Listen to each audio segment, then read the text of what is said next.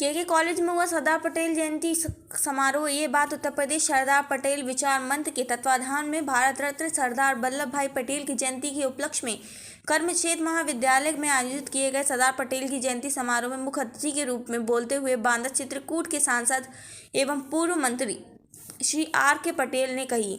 उन्होंने कहा कि सरदार पटेल ना होते हुए भी आज अखंड भारत का जो नक्शा दिखाई दे रहा है वह ना होता, क्योंकि आज़ादी मिलने के बाद भी देश 550 से भी ज़्यादा रियासतों में बटा हुआ था और तत्कालीन षड्यंत्रकारी ताकतें भारत को एक नहीं होने देना चाहती थी। लेकिन यह सरदार पटेल की ही कुशल दूरदृष्टि एवं दृढ़ता का परिणाम है कि आज मात्र 48 घंटों के भीतर ही उन्होंने उन सभी रियासतों का भारत से विलय कर अखंड भारत का रास्ता तैयार कर दिया।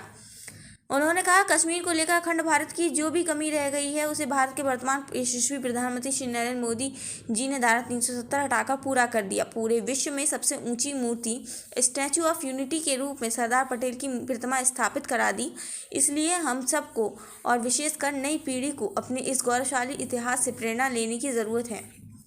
कार्यक्रम में अति विशिष्ट अतिथि के रूप में मुंबई से पधारे मशहूर फिल्म और टीवी कलाकार सुरेंद्र पाल सिंह समारोह का सबसे आकर्षण का केंद्र रहे, जिन्होंने अपने संबोधन में इटावा से मुंबई जाने तक की 32 साल की यात्रा तथा लगभग 50 वर्ष पूर्व रहे छात्र जीवन की यादें ताज़ा की और महाभारत के गुरु द्रोणाचार्य, शक्तिमान के किल्बिश, देवों के देव महादेव में दक्ष प्रजापति आदि महत्वपूर्ण किरदारों के डायलॉग बोलकर उन्होंने लोगों को रोमांच से भर दिया। उन्होंने कहा कि मैंने 150 से करीब ज़्यादा फिल्में, 10,000 से ज़्यादा टीवी सीरियल्स के एपिसोड में काम किया, लेकिन अभी भी मेरी एकमात्र तमन्ना बाकी है कि मैं सरदार वल्लभ भाई पटेल के किरदार को अभिनीत करूं, ताकि लोग लौह पुरुष के बारे में एक बार फिर से एक नया इतिहास लिखा जाए। उन्होंने कार्यक्रम के संयोजक आशीष पटेल का विशेष आभार जताते हुए कहा कि मैं उनके प्रेम आमंत्रण से चलते हुए मैं आज इतनी गर्मामयी कार्यक्रम में शामिल हो सका।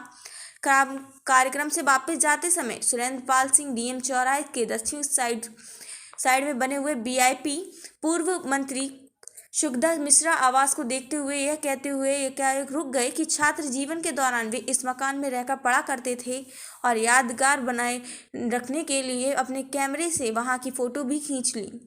जिससे पूर्व कार्यक्रम का शुभारंभ सरदार वल्लभ भाई पटेल के चित्र पर पुष्प अर्पित कर एवं हॉल में दिव्यांग होते हुए दिग्गज महामंत्री नेता धरतीपुत्र मुलायम सिंह यादव तथा के कॉलेज प्रबंधक समिति के मिलनसार मंत्री राकेश वर्मा को श्रद्धा सुमन अर्पित करते हुए समारोह के मुख्य वक्ता आकाशवाणी आगरा के कार्यक्रम अधिशासी श्री कृष्ण वर्मा ने सरदार पटेल के जीवन पर व्रत पर प्रकाश डालते हुए कहा कि उन्होंने देश की एकता और अखंडता के लिए विस्मरणीय योगदान दिया, जिनका राजनीतिक चातुर्य एवं देश प्रेम नई पीढ़ी के लिए सबसे प्रेरणा स्रोत रहेगा।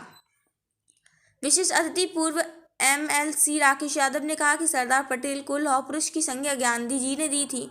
उन्होंने देश को एकता के सूत्र में बांधा। समारोह की अध्यक्षता कर रहे डॉक्टर के कॉलेज के प्राचार्य डॉक्टर महेंद्र सिंह यादव ने उन सभी अतिथियों का आभार व्यक्त करते हुए कहा कि भारत रत्न लौह पुरुष सरदार पटेल की जयंती पर कार्यक्रम होना कॉलेज के लिए एक सौभाग्य की बात है, जिसमें देश की इतनी बड़ी बड़ी हस्तियां ने भाग लिया है।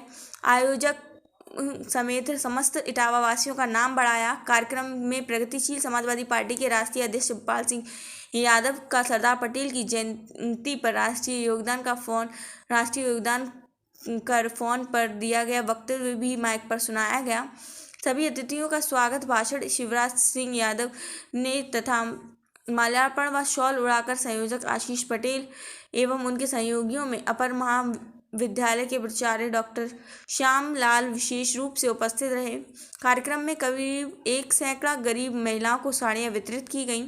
अंत में कार्यक्रम संयोजक आशीष पटेल ने भी सभी सहयोगियों का आभार जताया। इटावा टीवी कलाकार सुरेंद्र पाल सिंह ने कहा कि स्वर्गीय मुलायम सिंह यादव में मेरे पारिवारिक संबंध रहे हैं। जब भी मैं मुंबई से आते थे तो उनसे मेरी घंटों तक बैठकर बातचीत हुआ करती थी। आज मैं जिस भी मुकाम पर पहुंचा हूं वह सब उनकी ही देन है। उन्होंने कहा, 100 पुत्र होना आवश्यक नहीं है, एक पुत्र ही काफ़ी है।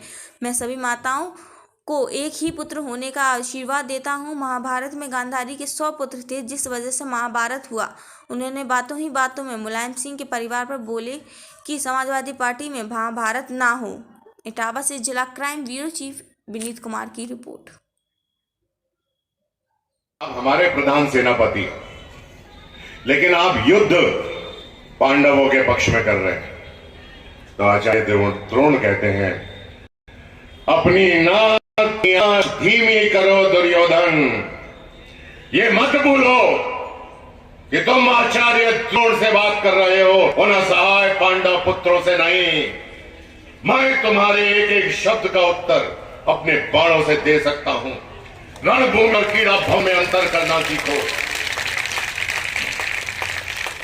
युद्ध हमारे पक्ष में है, किंतु युद्ध का परिणाम हमारे पक्ष में नहीं है।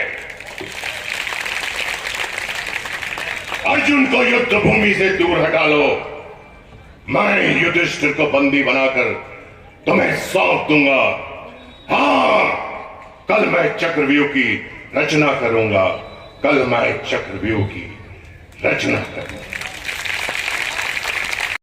सारे योद्धा बैठे हैं, इनके बीच में धृतराष्ट्र नहीं बैठा। अंधा बेटे के मुंह में पड़कर महाभारत करवा दी और सबको मर पड़ा।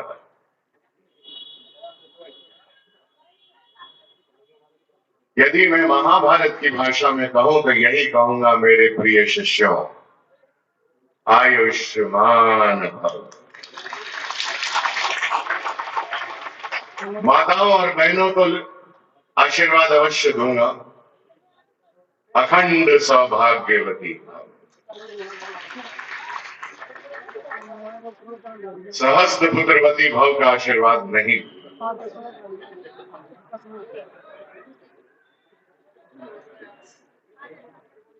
क्योंकि ये आशीर्वाद एक बार पितामह भीष्म ने दे दिया था माता गांधारी को, और 100 पुत्र पैदा हुए थे, 100। और ससुरे सारे के सारे निकम्मे ही पैदा।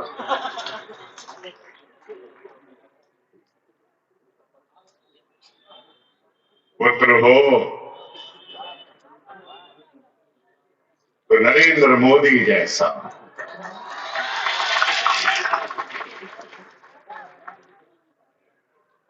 और पुत्र हो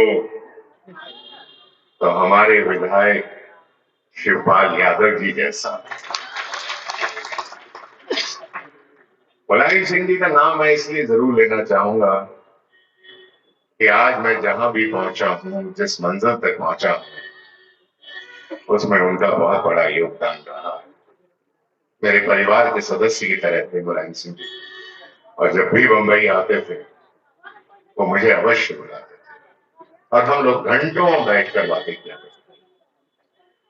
उन्होंने एक दिन मुझसे ये भी कहा था कि शिवपाल यादव को लोग कहते हैं कि मेरा भाई है इसलिए मैंने उसको मंत्री बनाया है, लेकिन लोग ये नहीं देखते हैं कि उनका, शिवपाल जी का कितना बड़ा योगदान और कितना बड़ा कंट्रीब्यूशन हमारी इस पार्टी के लिए और इस लोगों की सेवा के लिए लगा है, वो लोगों को नहीं दिखता मिलता। मुझे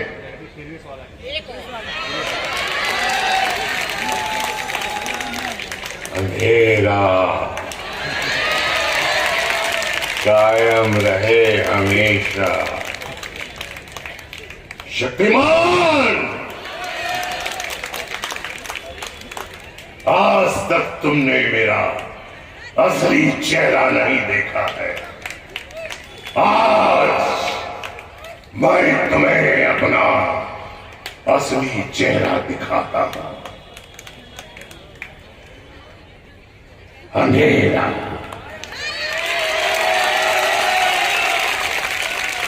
अंधेरा।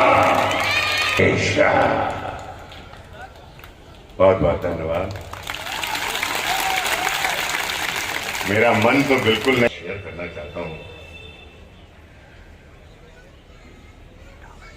ये पिता और पुत्र के बीच के संवाद है। एक दिन मेरा बेटा कंधे पर बैठा बैठा मेरे कंधे पर खड़ा हो गया। कहने लगा, देखो पापा, मैं आपसे बड़ा हो गया। मैंने कहा, बेटा ये इस गलत फहमी को पकड़े रखना, जकड़े रखना, लेकिन मेरा हाथ पकड़े रखना। जिस दिन ये हाथ छूट जाएगा तेरा हसीन सपना टूट जाएगा।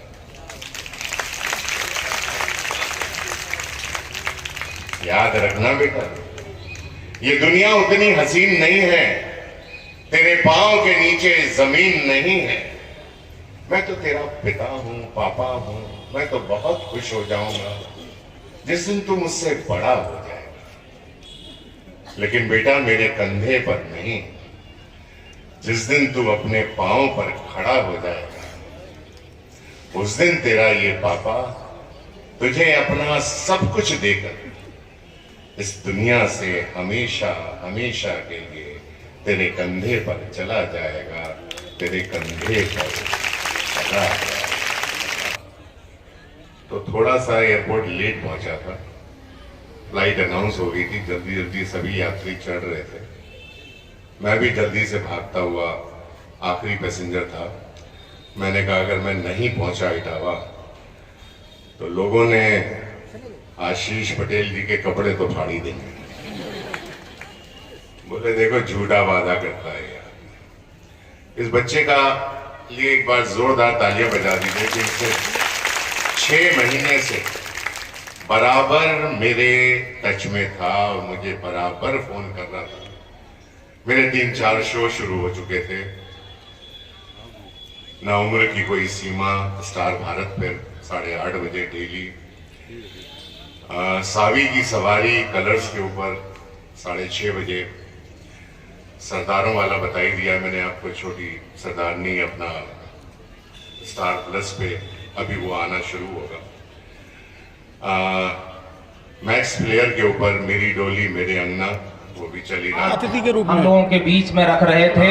डिग्री कॉलेज से हमारा इस महाविद्यालय के गौरव मैं इसी विद्यालय और इस महाविद्यालय के गौरव को प्रदेश से लेकर के देश और दुनिया में प्रॉस्परस होते हुए फहराने वाले, उसका परचम फहराने वाले आज प्राध्यापक हमारे साहब, हमारे चिर परिचित नाम महाभारत के द्रोणाचार्य श्री सुरेंद्र पाल जी, और उन्होंने मुझे सम्मानित किया यहाँ हमारे, और इसके लिए मैं आशीष जी का आभार प्रकट करता हूँ। उन्होंने बड़ी मेहनत करके मुझे यहाँ तक बुला लिया। मीडिया बंधुओं का अनुरोध है कि 2 मिनट रुक जाएं, उसके बाद में है इसलिए और भी सरल हो ये बात कर ली जाएगी और हम इसी तरह आते रहेंगे। और हम चाहेंगे कि यही हमारा कॉलेज दिन दुगनी रात चौगनी तरक्की करे, और जिस तरह से हमारे साथ के पढ़े हुए काफ़ी सारे लड़के जो थे वो तो मुझे देखने को नहीं मिल पाए, ना प्राध्यापक मिल पाए जिन्होंने द्रोणाचार्य को शिक्षा दी, वो लोग भी नहीं मिले, लेकिन हमारे से मेरा बहुत विशिष्ट अतिथि के रूप में इस महाविद्यालय के पूर्व छात्र रहे, पूर्व माननीय राकेश यादव जी, निकाल दीजिए। महाविद्यालय प्रबंध समिति के अध्यक्ष जी श्री विजय शंकर वर्मा जी, अभी तो बोला था डायलॉग, मंत्री श्री ओंकार नाथ वर्मा जी, कोषाध्यक्ष श्री भूषण लाल वर्मा जी, प्रबंध समिति के अन्य माननीय सदस्यगण, हमारे बीच में उत्तर प्रदेश सरकार के महाधिवक्ता रहे आदरणीय श्री राज बहादुर यादव जी, आज के मुख्य वक्ता के रूप में श्री कृष्ण जी जो अधिशासी अधिकारी हैं आकाशवाणी आगरा के, और मंच पर बहुत सारे अन्य गणमान्य अतिथिगण जो हो मेरे सम्मुख बैठे हुए शहर के गणमान्य व्यक्ति, महानुभाव, महाविद्यालय के सभी शिक्षक शिक्षिकाएं।